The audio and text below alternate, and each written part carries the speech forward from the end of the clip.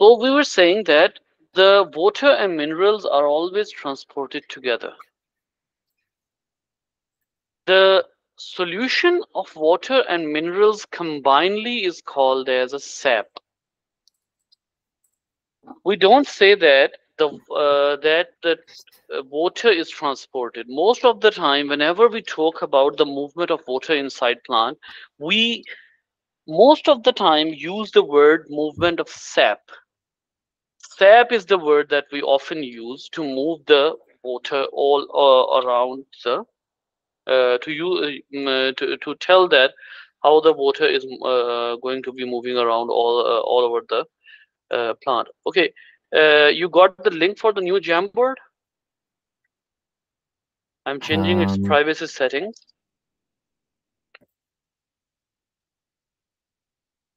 Go to the text box of the meeting. yeah, it's not there. I think because I rejoined. Oh yeah, you joined. Okay, hold on. Let me send you the link.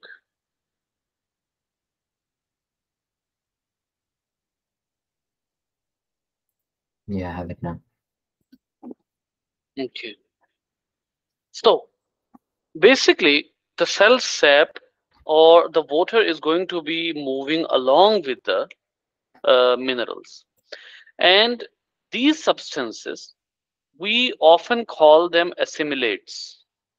Assimilates basically means those which are about to be assembled. About to be assembled. So for the sap, obviously, when we know that every mechanism is being done by certain parts of our living organisms, just like we said, the photosynthesis is going to be occurred with the help of the chloroplast in the leaves. Then what part of the plant is basically doing is basically carrying out the movements? Remember, the movements are done by the vascular bundles. The movements are done by the vascular bundles. Vascular word literally means transport. Those bundles which are responsible for transport, and the in the vascular bundle, the the water is transported by a particular tissue called as xylem, and the other one through which we often move the assimilates or food is called as the phloem. If you remember, we talked about differences between the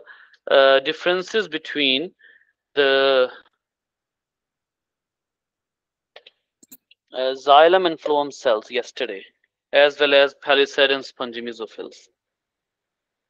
Correct? Yeah, Do you remember any differences? between the palisade and the spongy. No, between the xylem and phloem cells. Xylem and phloem cells differences. I think, yeah, I remember. So xylem carries the waters and the minerals from the roots to the leaves, and then the phloem Yes. carries the food Mm-hmm. from the leaves Phloem to carries the different food. parts of the plants. Yes. Anything else about them? Uh,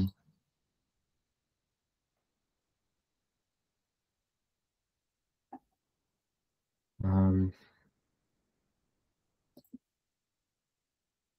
I don't know. Okay, hold on. Just have a look at the xylem and phloem part.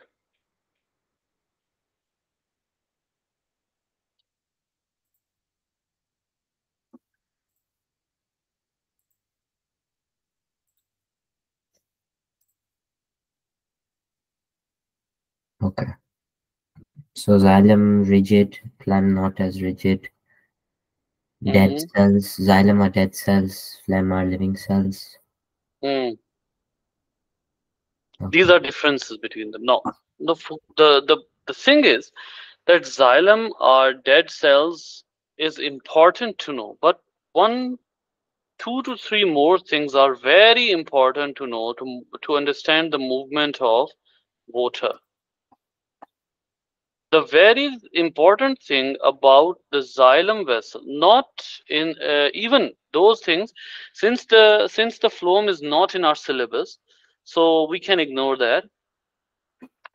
There are no cross walls. If you open that particular difference that I told you yesterday, there are no cross walls. Suppose this is one cell, this is another cell. This whole thing is called as xylem vessel. This whole thing is called as xylem vessel, and one is called as the vessel element. One of them is called as the vessel element. So uh, this is also vessel elements, and more cells beneath it. These are also called as the vessel elements. So I can just increase the length of the bracket. This is whole. This whole is the xylem vessel. Important thing is that there is no cytoplasm in them. They are hollow. They are so much hollow that there is no wall between them. No wall means that when the water moves, it directly moves to the next cell, just like the water moving into the duct, inside a duct. So they'd be moving just like that. So that is the thing. And another very, very important thing is that xylem cell wall contains the lignin as well as cellulose. So it is going to be very tough, very strong. So, all right. Next is understanding the presence of xylem and phloem in the uh, xylem and phloem in the tissues. I'm sorry, xylem and phloem in roots, stem, and leaves. Xylem and phloem in roots and stems. It's actually we'll only be talking about the roots and stems. So where the xylem and phloem are located inside the roots and stems, let's open the chapter and see how the diagrams are drawn.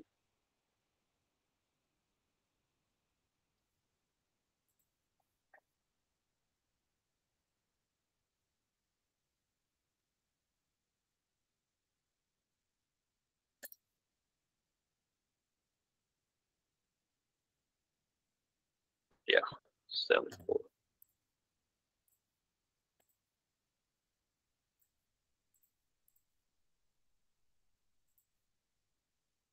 Now look at this. This is the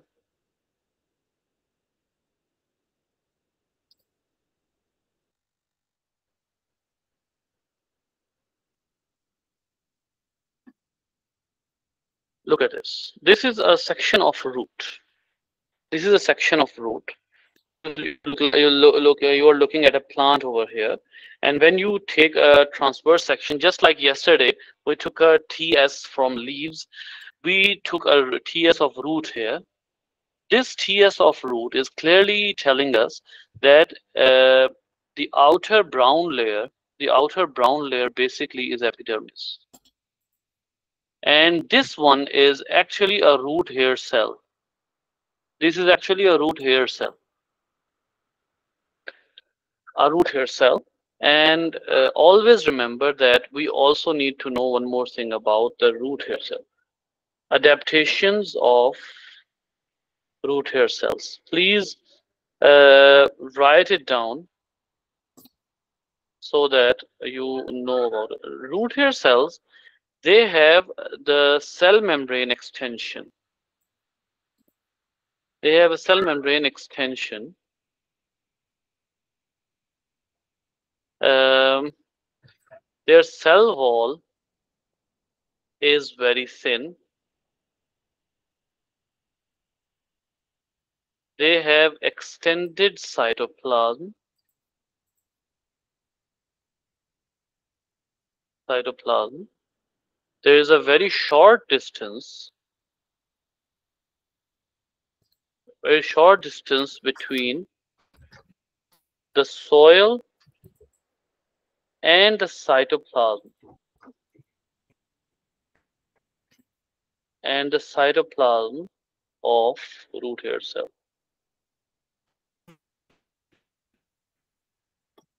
Root hair cell. And they have a lot of mitochondria.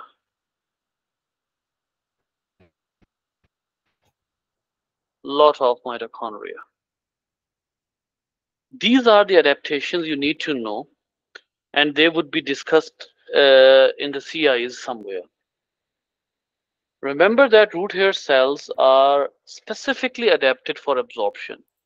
And what is the meaning of adaptation? Remember that adaptation means structural changes necessary to carry out function.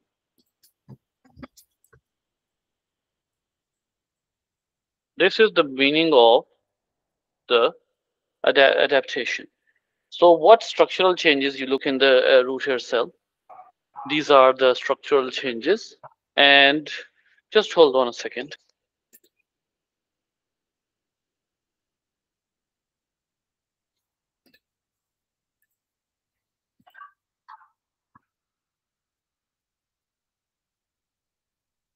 Okay, so root hair cells basically are those adaptations which those cells which are majorly responsible for the absorption of substances, whether that substance is a water or that substance may be the minerals. Whatever that substance is, those substances are going to be entering into the root by the root hair cell. There is no other entry point, remember. There is no other entry point in the xylem and inside the plant. So whatever the thing that is going to be entering through the root, there is no other entry point. Clear? Yeah. So root hair cell is the main entry point. After this, you must also know that the root hair cell, the root is an organ. Again, that I would write on the sheet here. Now the root is an organ.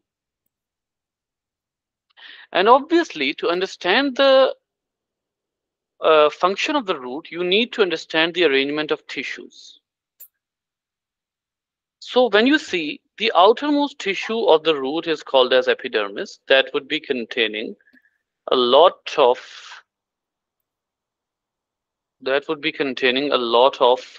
root hair cell. Then the next layer is here, and this layer, although I'm not mentioning any cells, this tissue layer is called as cortex. Then there is another layer, very thin tissue layer. This is called as endodermis. And then there is a very important layer you can see over here. This layer appears like an X. And this literally is the xylem.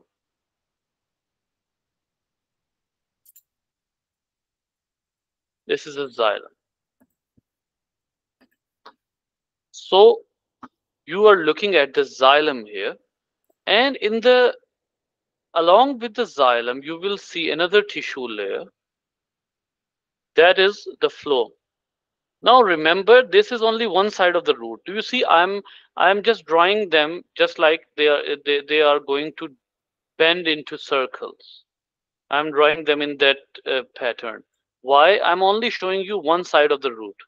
So basically, what's the point here? That these roots are having very particular tissue arrangement. The most important thing to understand here is that the water would be moving from outside. This is the soil. And the soil has many particles here. The water would be moving according to the principle of osmosis. What is the principle of osmosis? That it goes from a area of high water potential to an area of low water potential. Higher water potential to lower water potential. And obviously, when you think about the or osmosis, it literally tells us that the water would be moving from the soil into the epidermis, then to the cortex, then to the endodermis, and then to the xylem. So that path is automatically made. That particular path is automatically made by the uh, by the arrangement of the cells. Just look at this. Outside in the soil, you will see very high water potential. Then it would be moving into the epidermis, then crossing the whole cortex into the endodermis, into the xylem. And remember that inside xylem, what I said, water plus minerals are there. And all of them are following the water potential. Water potential. Okay? Yeah. Coming to the stem. Just look at this. See, if you see an X-like shape, you see X over here as well, although it is made in the form of a plus, but you can also mention that as an X. If in a diagram, you see that the tissue is arranged in the middle in the form of X, that is a xylem. But if you see a picture like this, now please be very focused. The outermost layer of the stem is also called as the epidermis. Then layer, this layer is also what? Cortex. Remember, always remember that all these tissues have to be discussed whenever it comes to an organ, because organs are can never function without tissues. We know that very well. So knowing the tissues knowing the tissues is vitally important to understand an organ. Okay, so cortex, then there is, now remember that, okay, let's not discuss that right now. You see the capsules over here, the capsules over here. These capsules are basically the sites where you can find the xylem and phloem, but remember, it is only in the case of stem. You will never find this kind of picture in root. If you see the capsule arranging on the peripheral side, peripheral mean on the boundary. If you see capsule arranged on the peripheral side of the stem, that of a diagram, then it would certainly be a stem. It would certainly be a stem. Okay. Now next. In this particular capsule, always remember that on the inside, towards the center of the diagram, you would always find xylem. This is just like the memorization. Towards the center of the diagram, you will find the xylem on that side of the capsule. And when you see the opposite side of the capsule, that would be, which means away from the center, that would always be the phloem. That would always be the phloem. So that is very important to know. Okay. So now, how the water moves from root to stem. Please, I'm going to try going to try drawing a very particular thing which I often don't draw. Okay, these are the capsules. One thing I just left over there, did not discuss. I'm just about to discuss those. That thing. And that is the root. Okay, this is the what? This is the stem. And we know very well that when it comes to the root, then in root, the arrangement of the xylem is like this. The arrangement of the xylem is like this.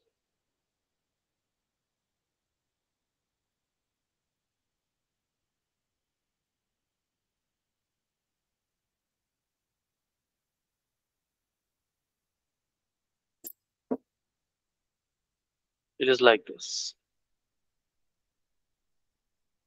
Now what would happen? This is the section of the root. The water would be entering into the xylem, and the xylem would be rising from here. Xylem vessels would be rising from here, dividing into several vessels, like this, like this.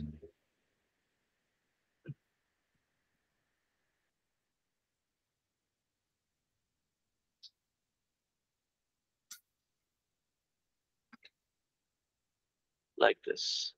So the water would be moving like this into the stem.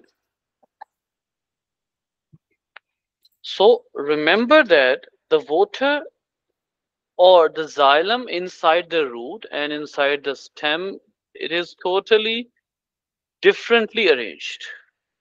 Differently arranged. And the water would be moving into the root xylem, then into the stem xylem. Is it clear? Yeah.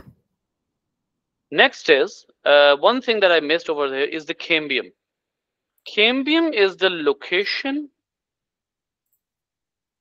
for the development of fresh xylem phloem cells. This is very important to know that our xylem and phloem cells destroy after 1 year. They are destroyed. So once they are destroyed, they would be remade. And the source of rebuilding the xylem and phloem is the cambium. That is why the cambium is extremely important. The cambium is extremely important. Okay, next.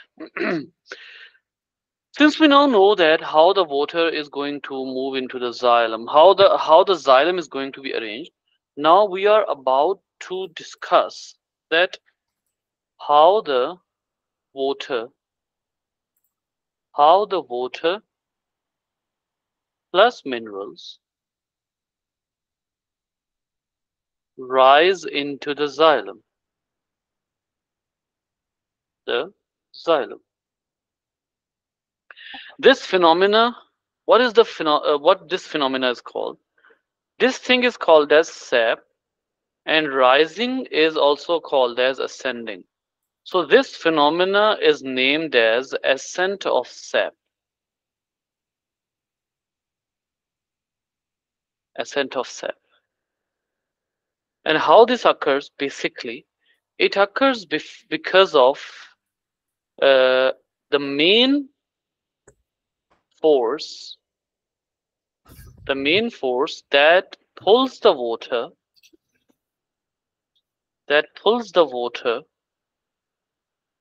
into the leaves is transpiration. And from the previous lesson, you know very well that how the transpiration occurs. If I take you back to the section of the leaf, you can see over here.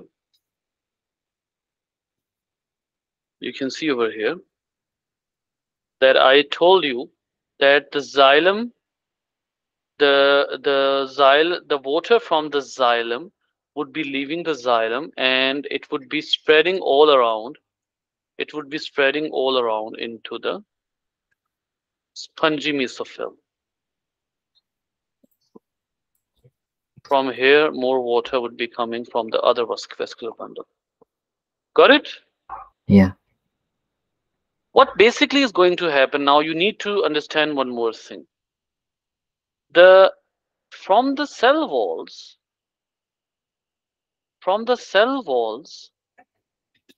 of spongy mesophyll,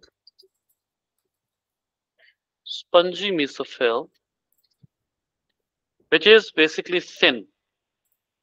From the cell walls of spongy mesophyll, the water evaporates out, evaporates into the air spaces. The water evaporates into the air spaces. Now you can see in this picture that the xylem cells about the spongy mesophyll, I cleared this, that the spongy mesophyll has thin cell walls, and the thin cell walls cannot hold much water, so that water would be evaporate out into the air spaces of leaves. If there is there is more if there is more vapor pressure, if the vapor pressure inside if the vapor pressure inside the leaves inside the leaves is more than vapor pressure outside the leaf, also called as ambient vapor pressure. Ambient vapor pressure. The vapors would diffuse out.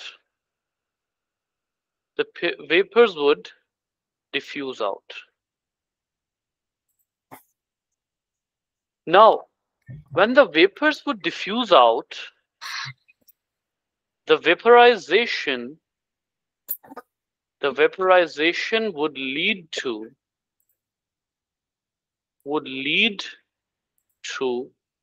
the lower water potential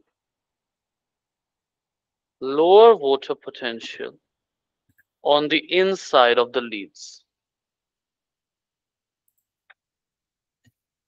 On the inside of the leaves. The water with higher potential from the xylem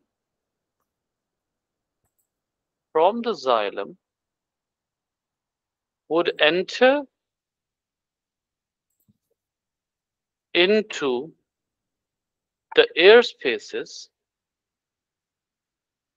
We can write in bracket with less water potential. Less water potential.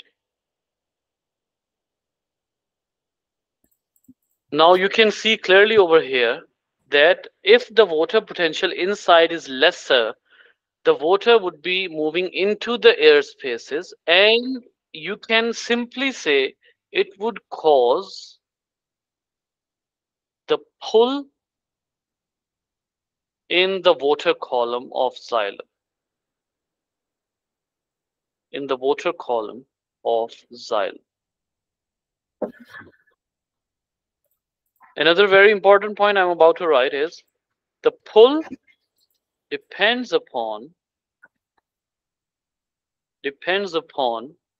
the rate of vaporization. The rate of vaporization. It means that rate of vaporization is directly proportional to the ascent of sap, which means rise of water in the xylem. Is it clear? Yeah. Now the more the vaporization, more would be the or you can say rate of transpiration. It would be suitable to say rate of transpiration would be directly proportional to the ascent of sap, which means that the pull force, just like when you pull the bucket out of a well through a pulley. Have you seen anything like that? Yeah. When the people try to pull the bucket out of the well, they use a pulley. So that kind of pull would be generated by the transpiration, and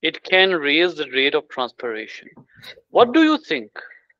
If the rate of transpiration is increased, the movement of water inside the xylem would be increased as well? Yes. Yes. It means that the high temperature is good, but the problem is that the high temperature is not always so much good. The limit of the stomatal opening is very unique. Suppose you have a temperature from 25 to 45. This is ideal for stomatal opening, but above 45 it is dangerous. Above 45, the stomata close. Stomata close.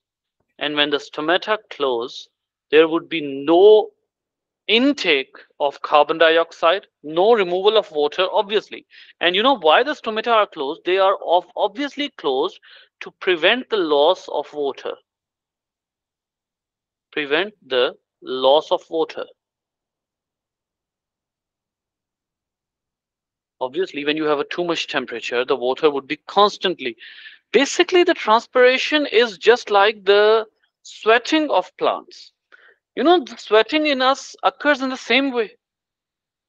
When you are sweating, basically what is happening that the sweat is getting evaporated, and evaporation would lead to cooling effect. So transpiration is very essential for the plant because it is the sweating. Transpiration is just like the sweating or cooling down. Cooling down. So it leaves a cooling effect, and when it leaves a cooling effect, it gives us a good feel, just like the transpiration. So when the water leaves, it does not only work for the it does not only cause the loss of water. Yes, it does cause the loss of water, but the more important point is that the water is lost for the benefits of many things, just like the sweating sweating in the plants. And the second most important thing is to rise the water column inside the xylem. So these are the important things for the sake of which the plants tolerate the loss of water. Got it? Yeah. Hmm. Okay. Next is, so up to the time when the stomata are open, it means everything is good. But when the temperature is too much, the stomata are closed to prevent the further loss of water. Any other factor you think? Okay, do you have any question? No. Okay, I would like you to read the points from the third slide onward.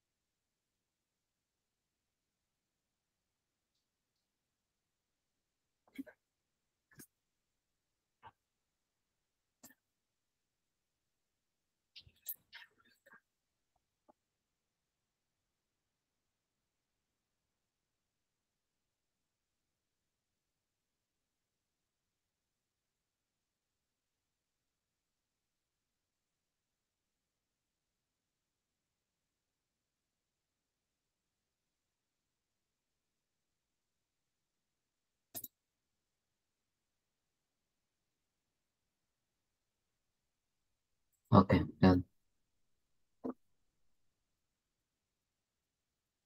Good. So,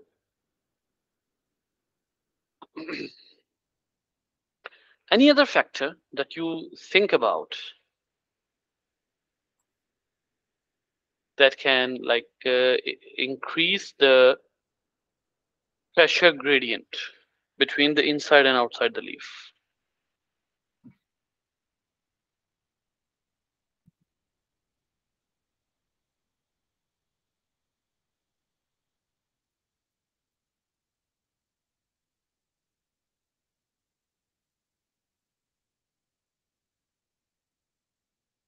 Anything?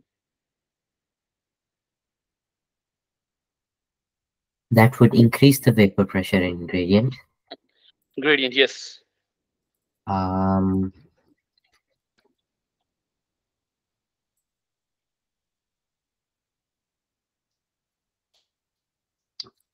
uh, Boiling point of a liquid?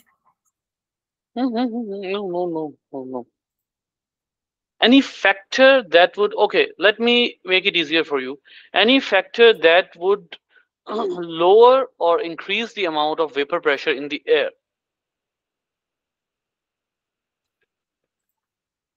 Um,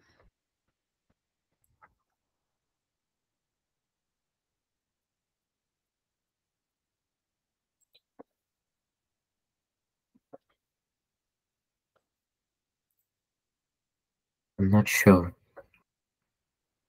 Mm, where do you live? In which country? In the UK?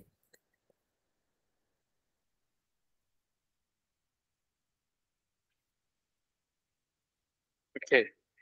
Have you ever felt humidity? Yeah. Okay. What is humidity? How would you define it? Mm, the water potential, I mean, sorry, not the water, the vapor in the air, the amount of vapor in the air. Exactly. So it means more humidity means less vapor pressure gradient. Because you already have vapors in the air, so would the vapor move out that efficiently?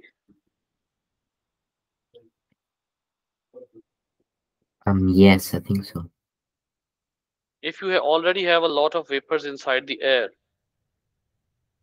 Would it like then icing that it would move towards the vapor? would the vapors from the inside of the leaf would move into the air if you already have the vapors inside No, the air? no. No. So that definitely more humidity,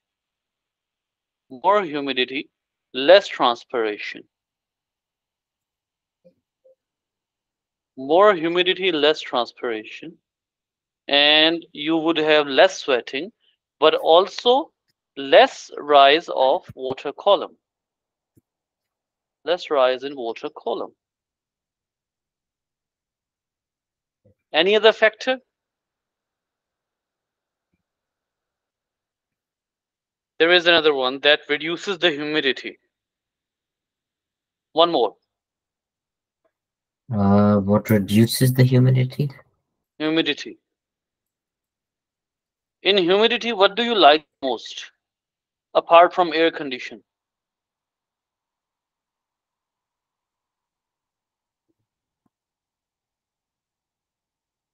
Um,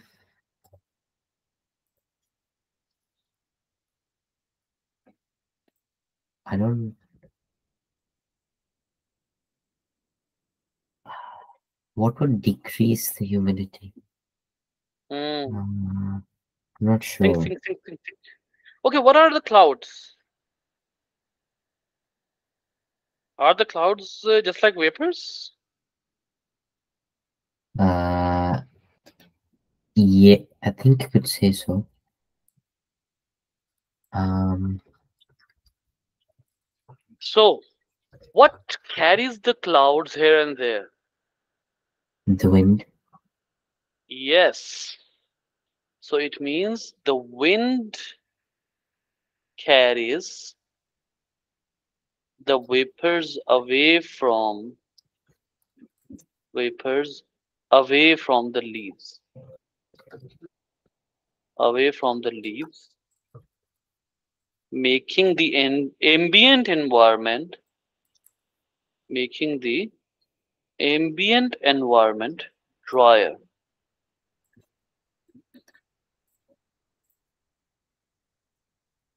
drier. Drier. Why am I saying drier? Because it basically comparatively drier does not mean all the vapors are removed. but comparatively it is drier. So the next factor is the humidity. Sorry, the wind.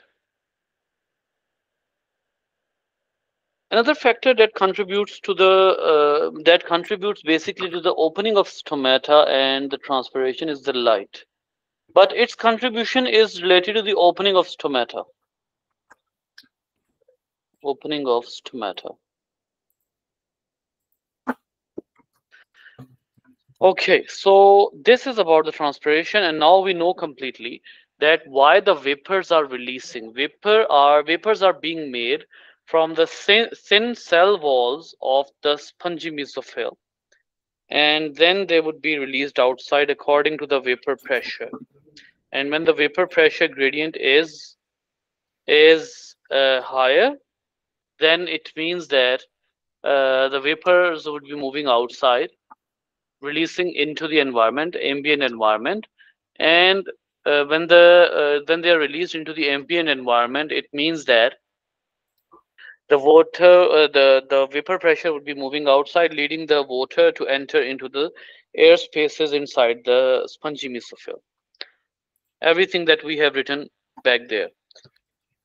Okay, I'm giving you 2 minutes because the concept that I'm about to explain is still related to the essence of sap.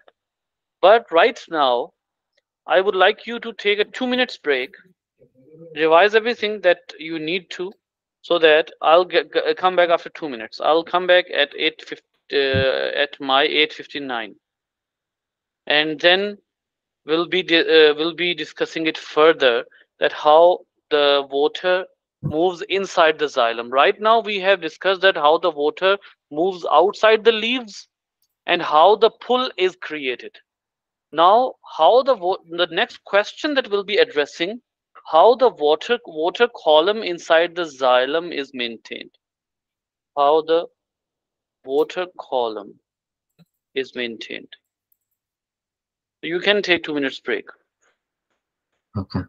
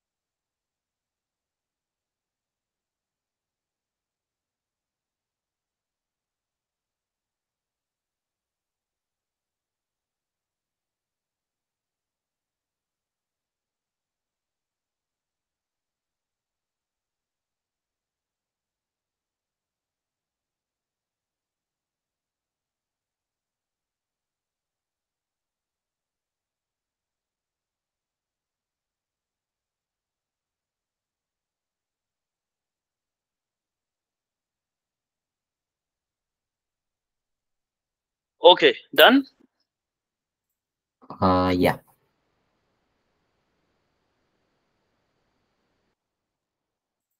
Okay.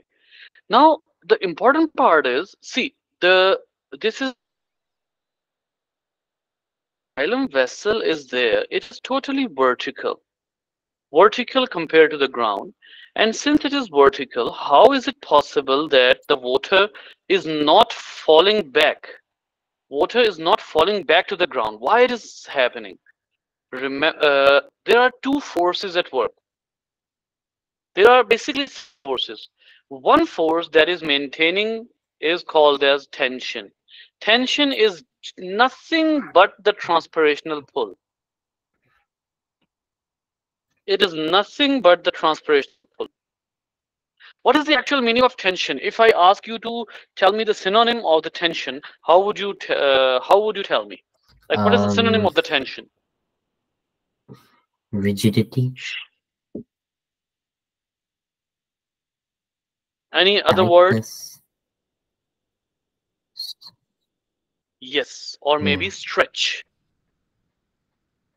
Stretch is also the tension.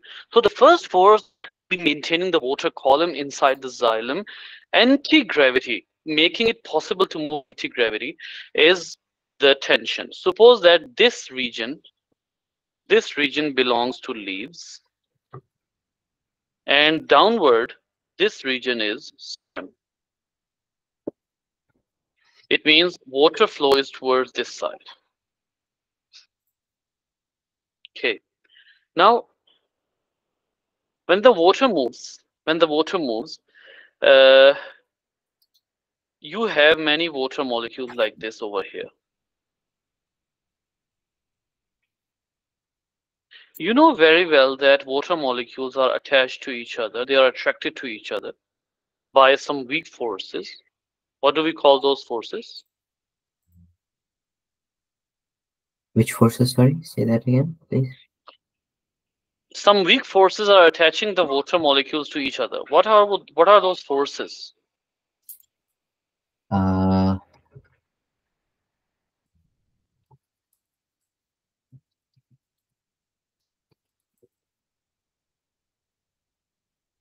Like, what are the intramolecular forces between the water molecules? um, Forces.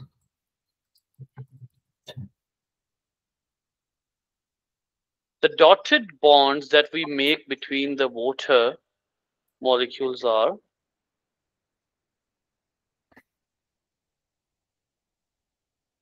hydrogen bonds. So, when the water is being pulled upward, it means that all the water molecules are attached to each other and they are basically they are basically moving according to their forces of attraction. So one thing that is keeping the water column vertical against the gravity, another is tension, and another one is called as cohesion. In other words, we call it hydrogen bonding. Is it clear? Yeah. So hydrogen bonding is pulling all the water molecules. You know, we call the movement of water as the mass transport. What is the meaning of mass transport? Mass transport mean everything moving at the same rate, just like the water moving in the pipe. So the mass transport is because of the hydrogen bonding or cohesive forces. These are the cohesive forces that would keep the water molecules together, and they would not fall to the ground. Is it clear? Yeah. You sure? Yes. What about if there is no transpiration? Like when the transpiration occurs, that is also very important to know that the transpiration occurs when the stomata are open. So what if the stomata are closed, or maybe there is it is night? One case is this. Another case, what if we cut the stem? What if we cut the stem? Would the water column be still maintained? Would the water column still be maintained? Um,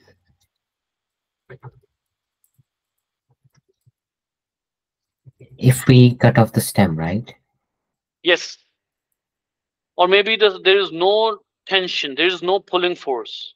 No, it won't. It will collapse. You mean all the water would fall down to the roots? Yeah. The answer is yes, it would be maintained. How? Let's answer this question. It would be maintained. There is another force of attraction. Suppose that this is one xylem cell.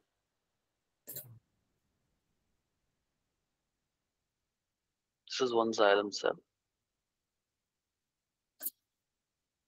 And this xylem cell, this is the cell wall I'm making. I'm trying to thicken the margins to show the cell wall.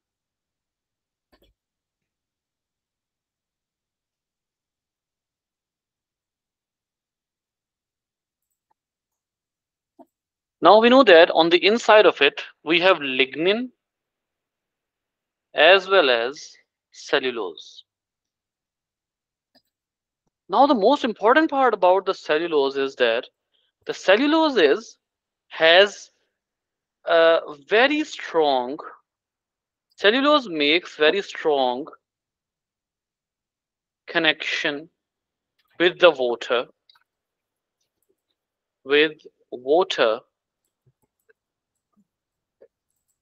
by hydrogen bonding.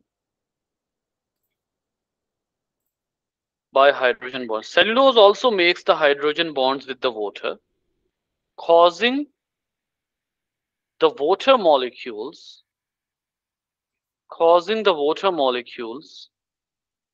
stick to the cell walls of xylem. It means that you will see a lot of water molecules sticking to the margins of the cell walls, sticking to the margins of the xylem. And on the inside, you have a lot of water molecules, but all of them are what? All of them are attracted towards each other by the hydrogen bonding. So even if this force of this stickiness is also called as adhesion. So even if you cut the water, even if you cut the stem or you close the stomata, not pulling the water anymore, still the water column would be maintained. Due to the adhesion, the water column would be maintained.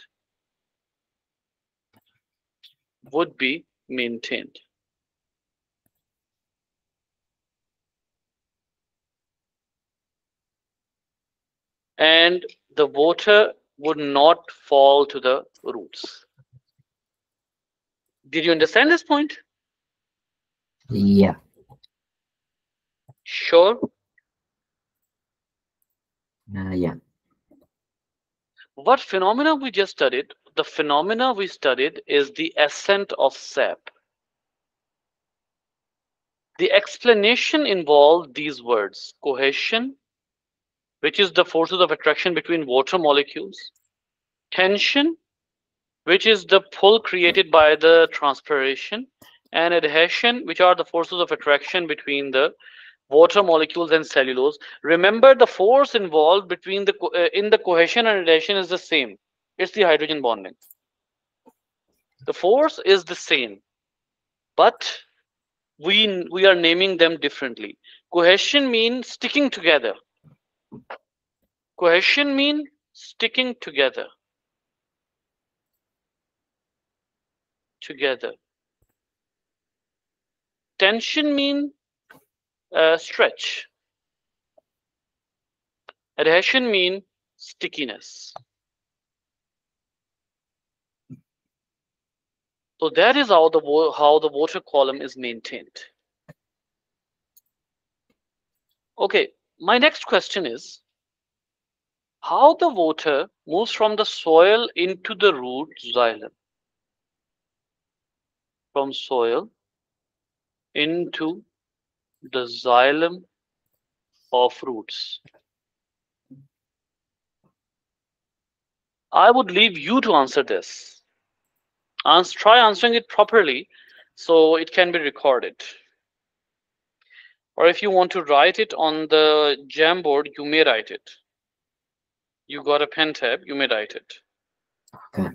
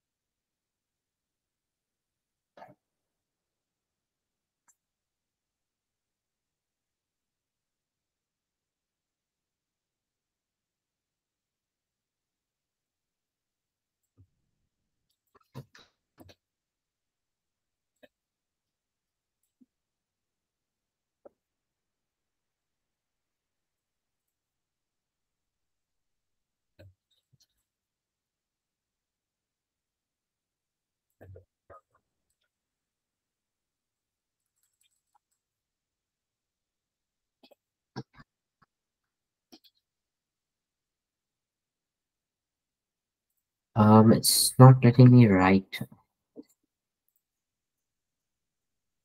Hold on.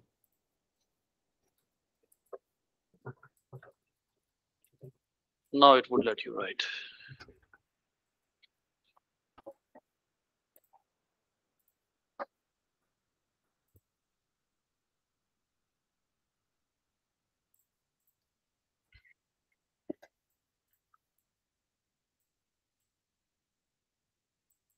Is this the answer?